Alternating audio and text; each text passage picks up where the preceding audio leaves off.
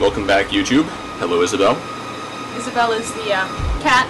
We're now doing this at my house, Tallakahath's house, rather than at Chattur'gha's house. We are currently in New York, and brightness is all the same, right? Yes, it is. Actually, let me check that really quick. It's the same. It's the same. Okay, we're good. Hopefully we'll edit out the crappy fan in the background. I should be doing something right now. There's a very... Oh, no, that's not the fan. That's... The computer. The computer. My brother... We're up in the attic because we can't use the other TVs because my mom wants them, even though she doesn't need 2 TVs. Isabel, I'm not going to pet you right now. Help me! Please help me! That does not look good.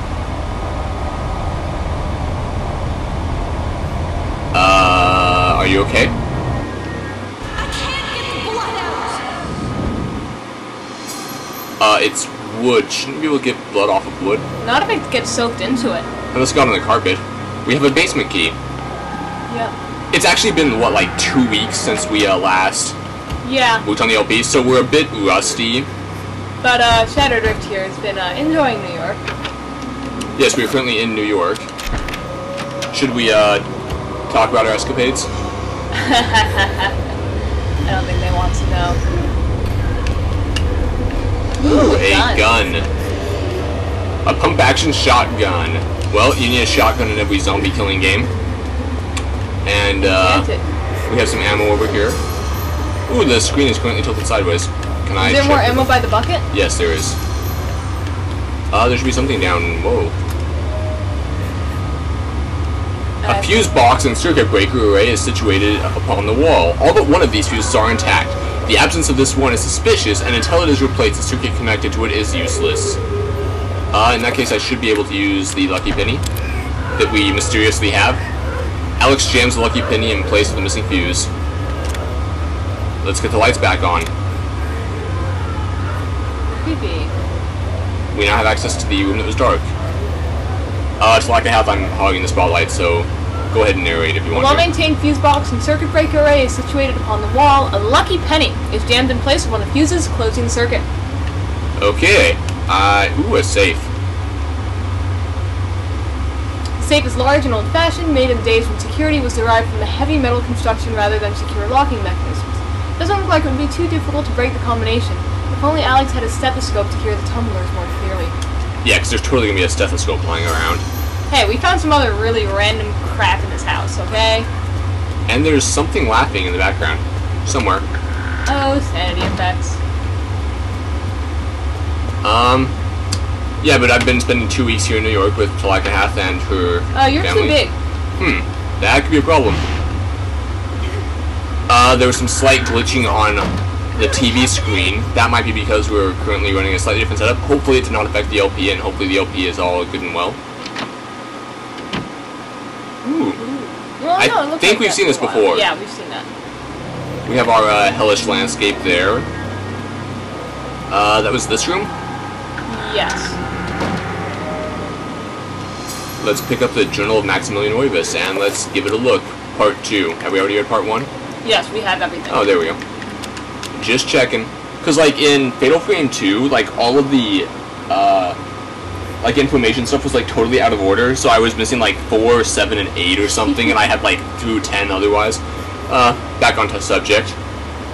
Narrate, please. This is a page from Maximilian Roivus' journal. It reads, I sought to love all, yet now love causes me pain and suffering. I have learned to fear nothing, although it is nothing that I most fear. All that were loyal to me now number among my worst enemies. He's totally in good mental health. Another bathtub. Unfortunately, this one is not giving us the scariest scene ever. An antique medicine cabinet hangs on the wall. Its wood is stained from the years of use and the ambient humidity of the room. Should Alex open the cabinet? Of course. Let's do it. Whee! And we have a journal page. Let's yoink it. Does it say the, Oh, it doesn't give us the title page of this chapter. Oh, now it does. A Legacy of Darkness. Cutscene.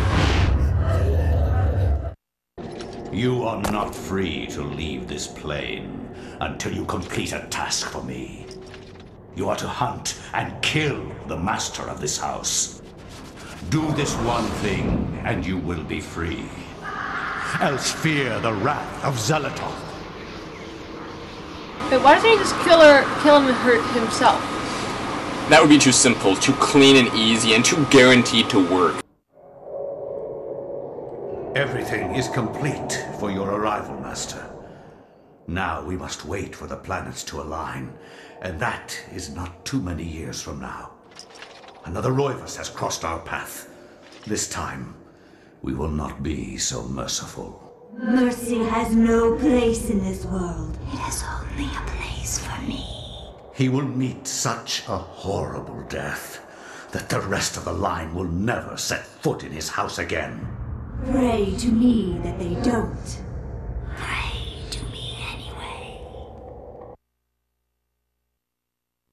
That's perhaps one of our favorite lines in there. Xel'lotath are probably the best lines in the whole game. Certainly. Let's get into another narration.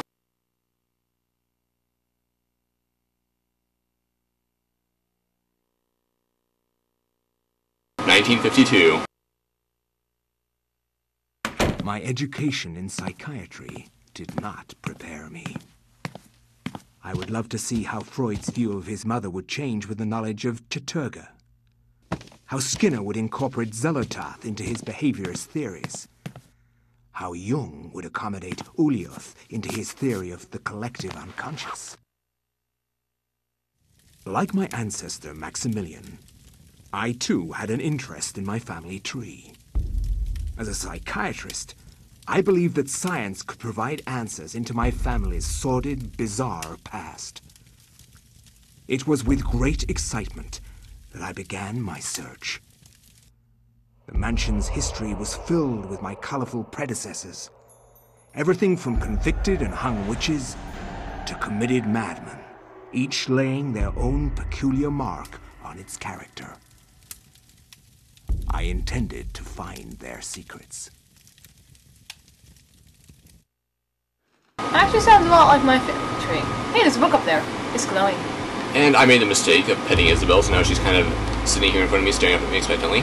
A Journal of Family History rests on the mantle as if used recently. Yes, we're just holding it in the cutscene. Why he put it on top of the mantle where it could fall into the fireplace, not the brightest idea. You take it. I take it? Okay.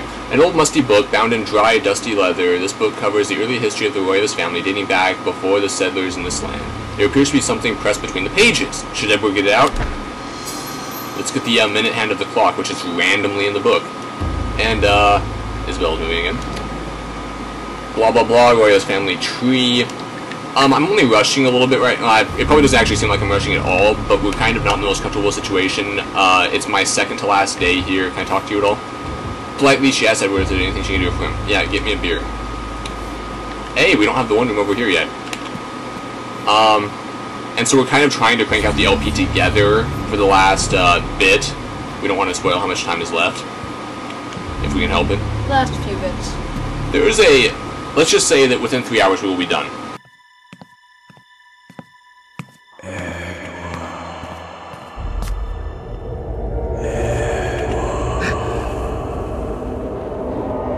And that's how you know you're going insane.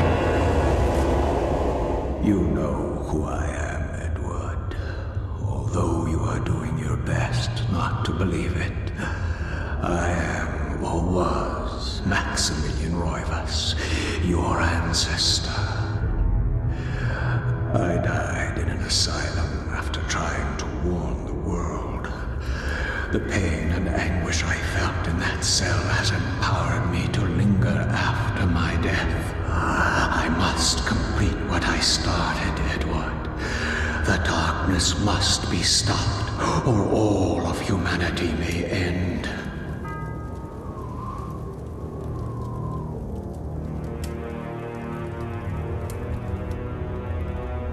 Sets the clock to the 33rd minute of the 3rd hour. I'd like to do that, but the clock looks to be missing something. And we have a spell here. Magic Pool. That's a fun spell. Is there anything else here worth noting? Nope. We only have one hand, so let's go search for another one.